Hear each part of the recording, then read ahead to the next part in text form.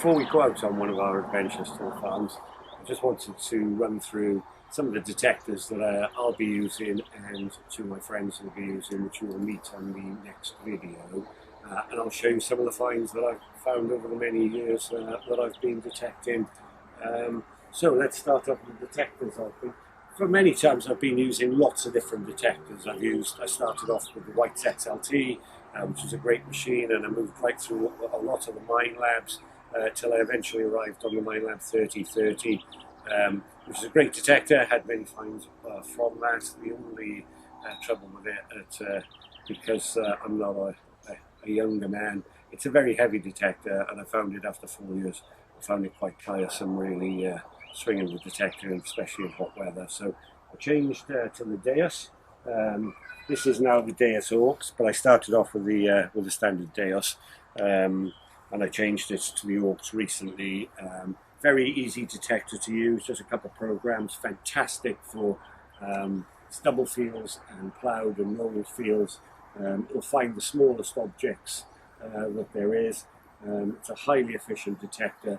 Whether you're a beginner or you're an experienced detector, it's a great detector to use and easy to actually manage. Just a couple of settings really and you're away to go. The other one, which I've fallen in love with, I bought, because I watched a lot of the American detectorists, I bought the AT Pro. I absolutely loved it, especially going out onto grass or woodland. It's absolutely a fantastic machine to use in those conditions. So wherever I'm on a farm with a lot of grass on it, I immediately moved to what is now the AT Max, but I just upgraded from the AT Pro, the AT Max being the later version. Easy detector if you're a beginner. So if you're looking for a detector to start or you're an absolute professional detectorist, the AT Max is a brilliant machine. Easy to use. You just turn it on. You look at the screen and follow the little guideline on the front of the screen. You adjust your sensitivity or iron mask. It's clear and easy to use. You switch on your machine and away to go. Within an hour, you really will get to grips with this machine. It's a fantastic machine and I absolutely love it. So those are the two machines that I'll be using. I'll probably be taking the two on Sunday, and we have a little bit of a competition between the three of us, which detector finishes with the best finds. Another thing, if you're a fairly new detector, get yourself a really decent bag so you can keep all your bits and pieces. We keep a walkie-talkie in there, so we can keep in communication if we find an area that is particularly good. You strap it onto your side. Your probe is easy in and out, and you carry a little digger for manoeuvring into the soil if you've got an object that you don't want to damage. This is a really good one. So that's it. It's just a tool for if you identify an object and you can dig around without using a big spade. So if you want to buy these, most metal detector shops will have them. They'll send them to you. As is with the probe, all the metal detecting bits and pieces you can get from Regtons or many other Crawfords. Magnifying glass I keep in there, little finds, boxes, little bags to keep the things in there. So it's a really handy bag that you can get from most suppliers, straps to your waist, and away to go. Go back to your childhood. What were the fascinating things? What's out there? What's beyond the stars? How long does it go on? And Mama said, it goes on always and always and always. The child wonders. It's excited.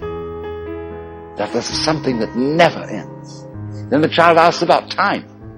How long ago is long ago? Well, the Bible says that in the beginning God created the heaven and the earth. Well, what did God do before he did that? Well, as one person said, he sat up thinking punishments in hell for people who ask silly questions. But still, that is only a joke. And the child thinks of God going back and back and back forever, never beginning. So in the same way you think about death. Go to sleep and never wake up. Never. Why, it would be as if you never had existed. Not only you, but everything else. which is of course the way things were before you were born. I mean, just turn it backwards. You know, how about waking up after having never gone to sleep? That's quite a thought. There's something fishy about it.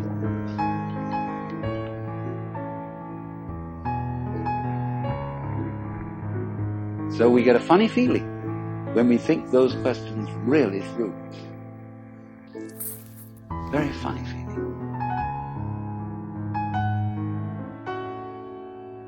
So many of the, other than the many hundreds of different coins dating back from Celtic times, right the way through to Roman, to Elizabethan, to early Georgian.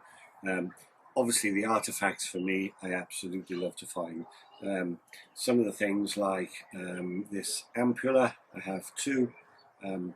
This one with a clamshell on it, a pilgrim would leave Britain and travel by foot with a donkey all the way to Santiago church in Spain, where on pilgrimage, and he would bring these back. They'd be filled with oil or holy water, and then he would travel around some of the farms to bless the coming harvest, and he would get favour from the farmer. So very often you'll find these in no particular area of a field. They'll just come up where they held the ceremony, and that one doesn't have any oil in it. But this one, I'm very lucky to have found this one because it's absolutely intact, and if you shake it, you can hear the oil still in it. It's still sealed on there. I've often told myself it's not oil in there, it's full of gold, but one day, because it's lead, you'll never know, but one day maybe I'll find out. But an ampulla, absolutely fantastic find that you get on metal detecting. This one here, if you look at this coin here, it's got R3E.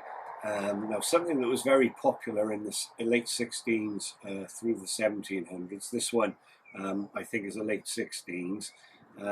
It's a love token. Now, what the male would do, he would rub all the detail off the coin. And on this one, sometimes silver, they would bend it on two ends. Many of you detectors will find those, and I've often been asked why they would bend them in two ends. But if you stand it up on the end, it forms an S for sweetheart, I believe. So they would then give it to his betrothed bride-to-be, and she would throw it over her shoulder, and that's how they ended up getting lost. But this one is a bronze coin, and it's got an R. Let's say Robert, Elizabeth, together for 3 years. He would be celebrating that, or and she would have thrown it over her shoulder, and that's how it went into the field. And you find it 300 years later. So little personal items like that, when you're metal detecting, they're absolutely great to find, and you'll never really want to part with them. You know, again, when you're field walking, I was field walking a field in Gloucester. We hadn't had much from the field. It hadn't been ploughed for over 100 years, the farmer had said. So we were it had been only raked across the top, but it had lifted up a piece of mosaic, and I just saw it. I just saw it lying on the surface. I metal detected. I wasn't sure that it was Roman, but having knocked a few doors around the house in the local field, one of the houses had actually, years and years before that, actually picked up a bigger piece than this, and they didn't know that it might be Roman, and actually thrown it in the hedge. But immediately sparked their interest, and when we got it checked out, it is a bit of Roman mosaic, and hopefully the farmer's going to de-plough it in the near future, and we'll be able to see if any more pieces come up. Not a lot of Roman, but Roman pottery in the fields here and there. So hopefully we'll get some more Roman artifacts coming up from that. But a piece of mosaic, absolutely on your top 5 to get. What is my best find? Well, it's in this box, and many people find these heraldic pendants, not usually very good condition, but they are really nice to find, and sometimes you can find a really nice one. This one isn't quite heraldic, but it is from the 13th century, and from a horse, a knight's horse, a warrior's horse, a highly decorated horse, would have all these pendants around on a chain either side of the ears, and maybe on the breastplate. This one is absolutely perfect. It's fully gilded, and it's of an archer, and he's firing a bow, and the arrow is going past the tree, and there's a deer, and the arrow is going through the neck of the deer. It's absolutely stunning, all painted in gold, and it's my best find. I absolutely love it, and I just wanted to show you this. And this is what can come up when you're metal detecting. And I hope you like them, and I hope you post comments on them, and you prescribe. I'm really looking forward to the metal detecting video that you're going to come out with us. Look forward to seeing you soon. Bye. Don't forget to subscribe.